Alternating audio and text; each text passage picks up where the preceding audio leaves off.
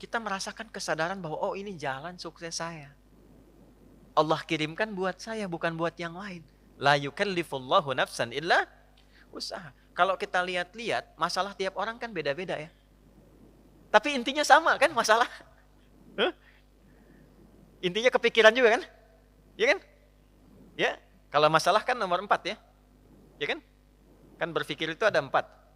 Ada berpikir, sedikit berpikir, tidak berpikir, pikiranun. Gimana? Masalah itu kan pikiranun kan? Yang dipikirkan kan? Ya semuanya sama, intinya berpikir. Di perusahaan yang besar, yang kecil berpikir. Ya. Yang sedang ujian berpikir. Kadang-kadang sama-sama pusing, pusingnya sama, tapi bentuk ujiannya beda-beda. Yang paling menarik itu ujiannya beda sesuai kadar kita. Gak mungkin level direktur diuji dengan level pegawai bawah misalnya, itu mustahil. Tapi sama-sama pusing juga. Ya, pegawai belum gajian pusing, direktur proyek belum lancar pusing. Pusingnya kan sama kan, tapi wujud ujiannya beda karena sesuai dengan maslahat kita. Itulah la yukallifullahu nafsan illa.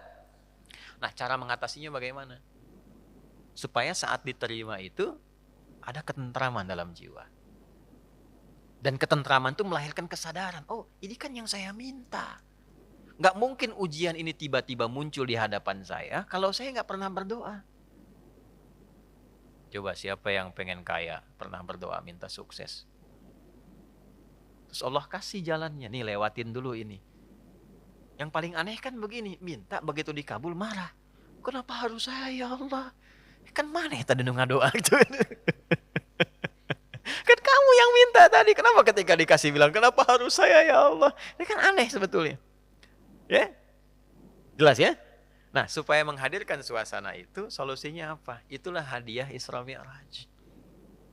Makanya perjalanan Nabi sebelum Isra Mi'raj itu melalui persoalan-persoalan dulu. Supaya sadar hidup itu nggak ada yang lurus terus. Tidak ada yang nyaman terus. Ya, Nabi itu sebelum Isra Mi'raj itu apa peristiwanya? Diganggu di Mekah. Lalu berharap di Taif itu ada pelindung. Karena Taif itu, maaf, secara landscape itu apa ya? Gambaran kotanya itu lebih maju, ekonominya lebih maju, supaya diharapkan orangnya lebih berpendidikan. Jadi begitu datang ke situ disambutnya baik. Ternyata alih-alih baik, nyampe ke Taif, kalau di Mekah dilempar dengan kata-kata, dituduh, dicaci, dimaki. Ke Taif dilempar dengan batu. Nabi terluka, anak angkat beliau terluka juga Zaid. Istirahat, datang malaikat 2 turun. Ya Muhammad ya Rasulullah, kama qala, ya Rasulullah, mud yadaika ilas sama, angkat tanganmu minta kepada Allah supaya kami ini diperkenankan mengangkat 2 bukit untuk menghimpit orang-orang yang telah melukaimu ini. Apa jawab Nabi? Perhatikan kalimatnya. La fa innahum qaumun la ya'lamun. Mohon jangan lakukan, karena mereka melakukan itu kepada aku karena belum tahu saja tentang aku. Bukan karena benci. Karena belum tahu. Kalau orang belum tahu diapakan? Diberitahu, bukan dimarahi. Bukan dicaci. Jadi boleh jadi ada yang mencela itu karena belum tahu. Nah, kalau kita tidak merasa harus dicela, ya, dan tidak merasa celaan itu ada pada diri kita, kenapa mesti marah? Jelas ya? Maka apa yang terjadi? Perhatikan doanya. Au kama qala ilahi ila man takiluni a ila qaribin yu'dhini am ila ba'idin yu'limuni fa ana radin ma lam taghdab alayya wala haula wala quwwata illa billah. Ya Allah, setelah aku bertugas di sini dan dilempari oleh orang-orang di sini, kemana lagi engkau akan perjalankan aku setelah ini? Apakah tempatnya masih dekat dan aku akan dilempari lagi? Ataukah tempatnya jauh dari sini dan aku akan disakiti lagi? Aku ridha dengan itu ya Allah, selama itu perintahmu sepanjang engkau tidak marah kepadaku. Itu poinnya. Tolong garis bawah ini. Sepanjang engkau tidak marah kepadaku. Apapun yang kau perintahkan, aku kerjakan. Apakah tempatnya masih dekat atau jauh dan aku akan disakiti lagi. Dari situlah turun undangan Isra dan Mi'raj. Ternyata bukan cuma di bumi, diperjalankan langsung sampai dengan ke langit. Subhanalladzi asra bi'abdihi lailam minal masjidil haram ilal masjidil aqsa alladzi barakna haulah linuriyahu min ayatina innahu huwas sami'ul basir. Turunlah peristiwa Isra Mi'raj. Undangan itu turun. Asalnya dari situ. Jadi ketika kita itu sadar bahwa semua apa yang kita alami ini ujian dari Allah untuk membantu kita meningkatkan kualitas hidup, mengabulkan doa kita, disitulah anugerah akan turun. Tapi kalau kita banyak mengeluh, capek. Ya, ini saya kasih gambaran gini. Ibu tahu cacing nggak? Cacing tahu ya? Mas tahu cacing ya? Pak, cacing itu kalau saya punya wajan tuh buat gorengan, panasin. Cacingnya dikesituin tuh. Ya. Kalau belum panas kan dia diam ya. Kalau udah dipanasin dia ngapain? Rungkel-rungkel tuh. Orang Banten rungkel-rungkel. Ya. Ngapain cacingnya? Hah? Gerak-gerak gitu kan? Gede. Kenapa? Kenapa? Panas. Bukan. Bukan. Bukan karena kepanasan. Karena cacing tidak bisa mengeluh. Aduh panas, aduh. Enggak. Dia bergerak mencari solusi. Ya. Ya kan? Hah? Pernah nggak dengar cacing? Aduh, nggak pernah kan? Kenapa harus saya? Kenapa? Nggak pernah begitu. Kejamnya, oh, nggak pernah. Ya, yang dicari solusi. Nah, cacing dihisap tidak? Tidak. Kita dihisap tidak? Cacing tidak dihisap, tapi menjadi umpan untuk makanan kita. Kita yang sering ngumpanin cacing, tapi nggak belajar dari cacing tuh. Kenapa harus selalu ada keluhan? Yo, cicak. Cicak makanannya apa? Nyamuk. Cicak bisa terbang nggak? Nyamuk bisa terbang. Di mana logikanya hewan yang tidak bisa terbang, makanannya terbang? Tuh. Tuh kalau nyamuknya pintar, dia punya akal. Ya, jadi mainan cicak tuh. Cicak, gitu kan? Ya. Tapi lihat kuasa Allah tuh. Orang tua kita cuma ngajarin sedikit. Cicak diam-diam datang seekor. Kok datang seekor nyamuk? Bukan cicak mendatangi nyamuk, nyamuknya datang. Siapa yang mendatangkan nyamuk ke cicak itu?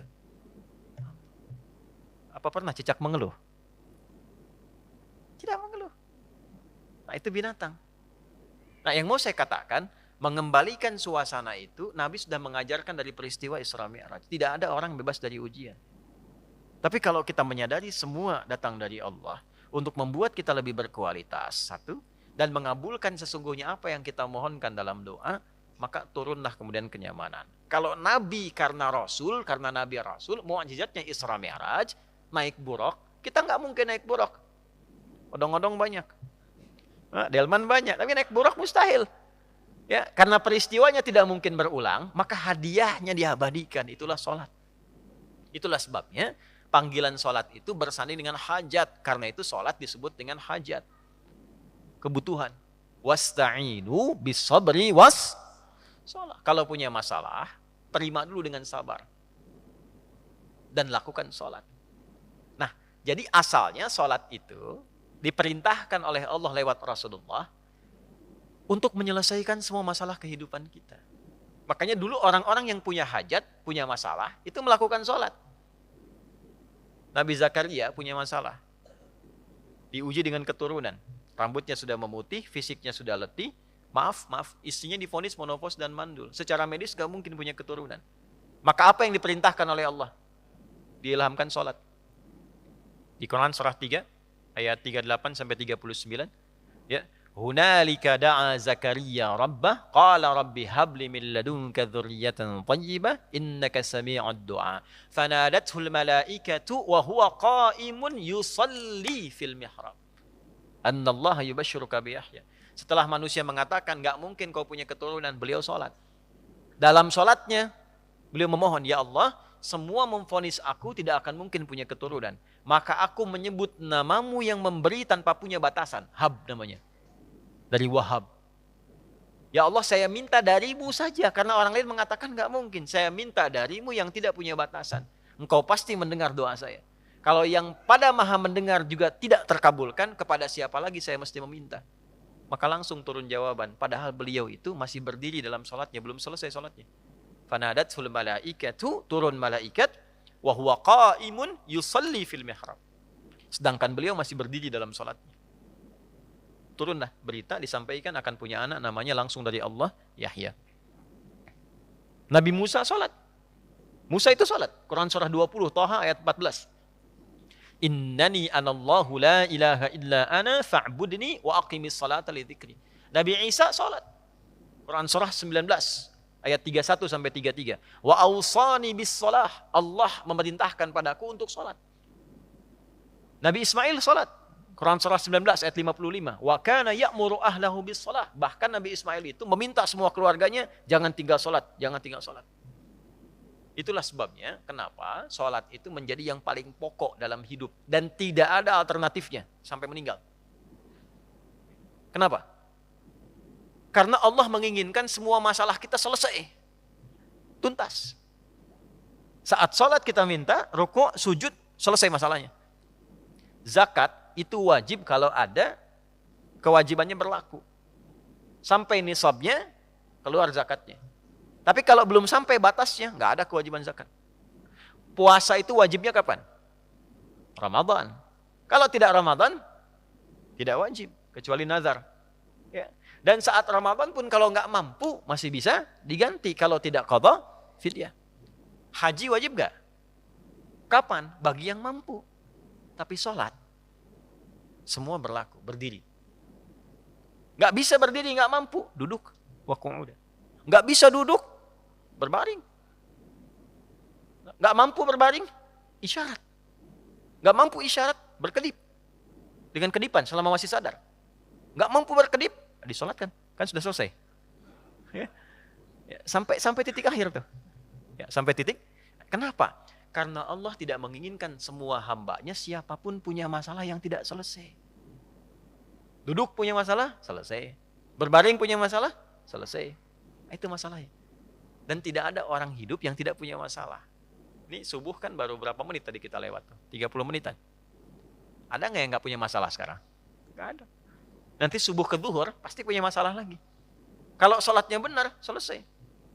Itulah asalnya.